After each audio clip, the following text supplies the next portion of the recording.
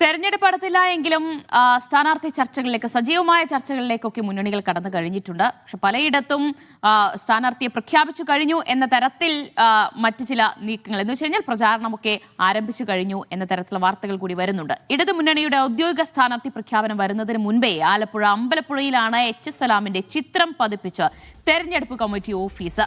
പുന്നപ്ര കിഴക്ക് LDF തെരഞ്ഞെടുപ്പ് committee ഓഫീസിലാണ് സിറ്റിംഗ് MLA ആയ എച്ച് സലാമിന്റെ ചിത്രം സഹിതമുള്ള ബോർഡുകൾ പ്രത്യക്ഷപ്പെട്ടത്.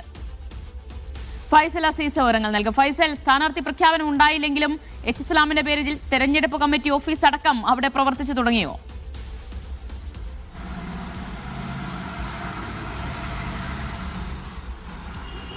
ദിവ്യ, തെരഞ്ഞെടുപ്പ് കമ്മിറ്റി ഓഫീസ് പ്രവർത്തിച്ചു തുടങ്ങിയോ എന്ന് ചോദിച്ചാൽ അത് പറയാൻ സാധിക്കില്ല. ഏതായാലും എച്ച് സലാമിന്റെ ചിത്രവും മുഖ്യമന്ത്രിയുടെ ചിത്രവും ഉൾപ്പെടെ ഉള്ള ഒരു ചിത്രം പതിപ്പിച്ചുകൊണ്ട് ഒരു ബാനറാണ് ഇപ്പോൾ അമ്പലപ്പുഴ പുന്നപ്രയിൽ പുന്നപ്ര കിഴക്ക് മാക്കീൽ ജംഗ്ഷനിലെ കെട്ടിടത്തിൽ ഈ ഇത്തരത്തിൽ ഒരു ബോർഡ് സ്ഥാപിച്ചിരിക്കുന്നത്. കഴിഞ്ഞ ദിവസമാണ് ഈ ബോർഡ് സ്ഥാപിച്ചത്. നിയമസഭാ തെരഞ്ഞെടുപ്പിന് സ്ഥാനാർത്ഥി പ്രഖ്യാപനത്തിന് മുമ്പേ തന്നെ ഇത്തരത്തിൽ എച്ച് സലാമിന്റെയും അതുപോലെ മുഖ്യമന്ത്രിയുടെയും ഉൾപ്പെടെ ചിത്രം പതിപ്പിച്ച ബോർഡ് ഇപ്പോൾ അവിടെ ആ ഒരു മണ്ഡലത്തിൽ വലിയ രീതിയിൽ ഒരു ചർച്ചയായിട്ടുണ്ട്. ജനകീയ ഭരണം തുടരണം, ജനക്ഷേമം തുടരുമെന്നാണ് ആ ഒരു ബോർഡിൽ പറഞ്ഞിരിക്കുന്നത്.